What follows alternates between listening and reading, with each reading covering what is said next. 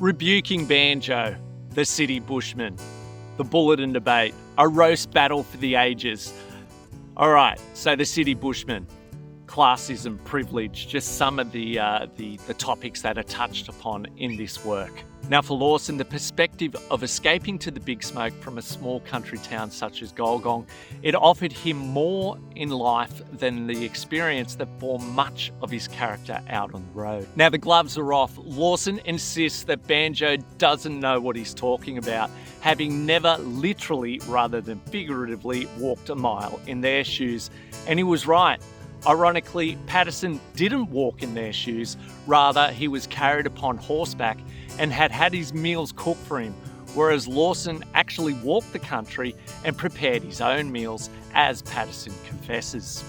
Tell him he's dreaming. Lawson rather preferred his odds when encountering the Sydney street gang known as the Push, rather than the quiet desperation of the bush, questioning rather matter-of-factly Paterson's wherewithal for all that comes with life in the bush. Lawson thought that many in the bush were forgotten, their struggles and sacrifices overlooked, their honourable occupations for the betterment of the greater good, i.e. fielding the masses of the cities, paid lip service with platitude-laden glorification whilst disregarding the virtual indentured servitude of debt slavery. It's not always sunshine and rainbows in the bush.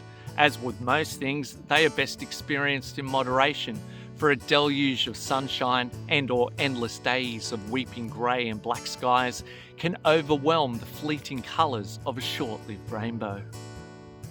The bush offers a full spectrum of colour: deep blue, burnt brown, rich green and bleeding red. Deeper and darker still, Lawson imbues that Banjo makes light when painting a romanticised picture of bush professions that don't match the harsh reality, that it may indeed contribute to the undermining of the cause of overthrowing oppression.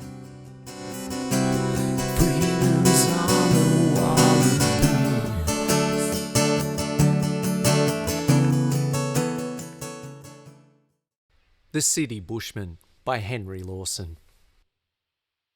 It was pleasant up the country, City Bushman, where you went, for you sought the greener patches and you travelled like a gent. And you cursed the trams and buses and the turmoil and the push, though you know the squalid city needn't keep you from the bush. But we lately heard you singing of the plains where shade is not, and you mentioned it was dusty, all was dry and all was hot. True, the bush hath moods and changes, and the bushman hath 'em too, for he's not a poet's dummy, and he's a man the same as you. But his back is growing rounder, slaving for the absentee, and his toiling wife is thinner than a country wife should be. For we notice that the faces of the folks we chance to meet should have made a greater contrast to the faces in the street. And, in short, we think the bushman's being driven to the wall, and it's doubtful if his spirit will be loyal through it all. Though the bush has been romantic, and it's nice to sing about, there's a lot of patriotism that this land could do without. Sort of British workman nonsense that shall perish in the scorn of the drover who is driven and the shearer who is shorn, of the struggling western farmers who have little time for rest, and are ruined on selections in the sheep-infested west. Droving songs are very pretty, but they merit little thanks from the people of a country in possession of the banks. And the rise and fall of seasons suits the rise and fall of rhyme, but we know the western seasons do not run on schedule time. For the drought will go on drying while there's anything to dry. Then it rains until you'd fancy it would bleach the sunny sky. Then it pelters out of reason, for the downpour day and night nearly sweeps the population to the great Australian Bight. It is up in North Queensland that the seasons do their best, but it's doubtful if you've ever saw a season in the West. There are years without an autumn or a winter, or a spring. There are broiling Junes and summers when it rains like anything. In the bush my ears were opened to the singing of the bird, but the carol of the magpie was a thing I never heard. Once the beggar roused my slumbers in a shanty, it is true, but I only heard him asking, "Who the blanky blank are you?" And the bellbird in the ranges, but his silver chime is harsh when it's heard behind the solo of a curlew in the marsh. Yes, I heard the shearers singing William Riley out of tune, saw him fighting round a shanty on a Sunday afternoon. But the bushman isn't always trapping brumbies in the night, nor is he forever riding when the morn is fresh and bright. And he isn't always singing in the humpies on the run, and the campfire's cheery blazes are a trifle overdone. We have grumbled with the bushman round the fire on rainy days, when the smoke would blind a bullock and there wasn't any blaze. Save the blazes of our language, for we cursed the fire in turn, till the atmosphere was heated and the wood began to burn.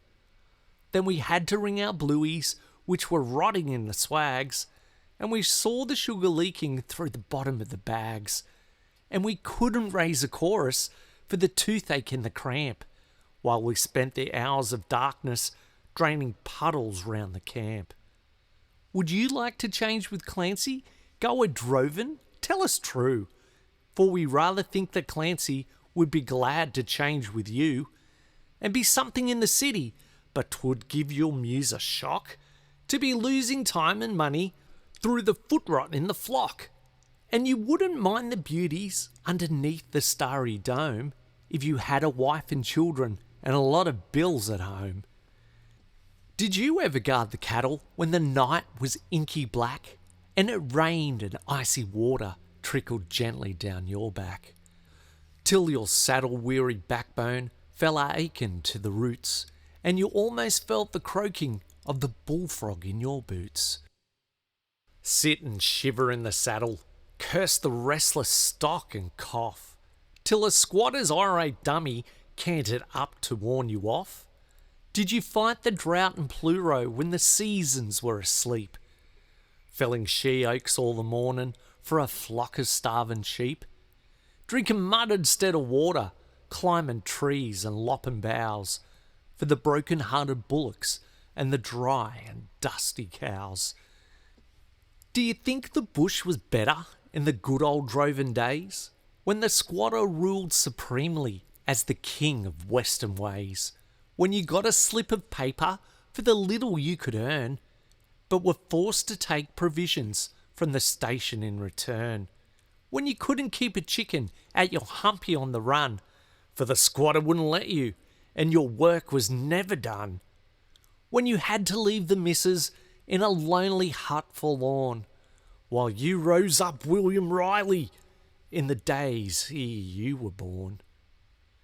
Ah, we read about the drovers and the shearers and the like, till we wonder why such happy and romantic fellows strike.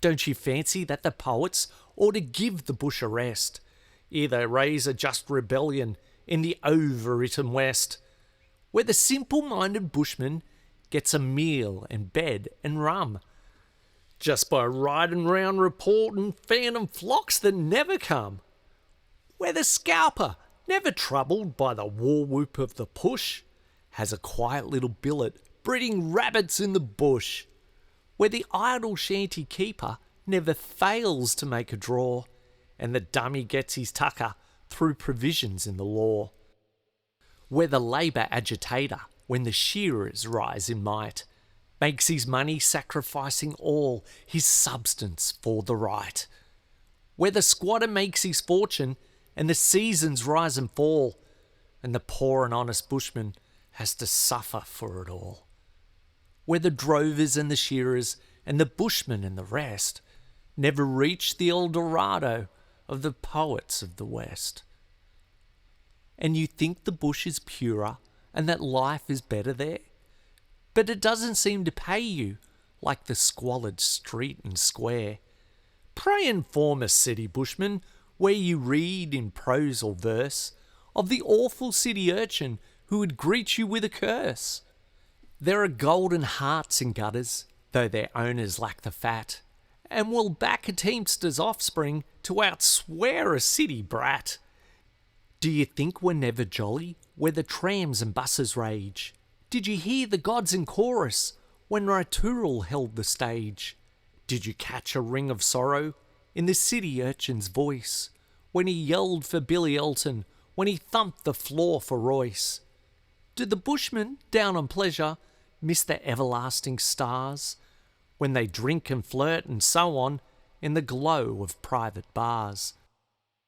You've a down on trams and buses, or the roar of them, you said, and the filthy dirty attic where you've never toiled for bread. And about that self-same attic, Lord, wherever have you been? For the struggling needlewoman mostly keeps her attic clean. But you'll find it very jolly with the cuff and collar push, and the city seems to suit you while you rave about the bush. P.S. You'll admit that up the country, more especially in drought, isn't quite the El Dorado that the poets rave about.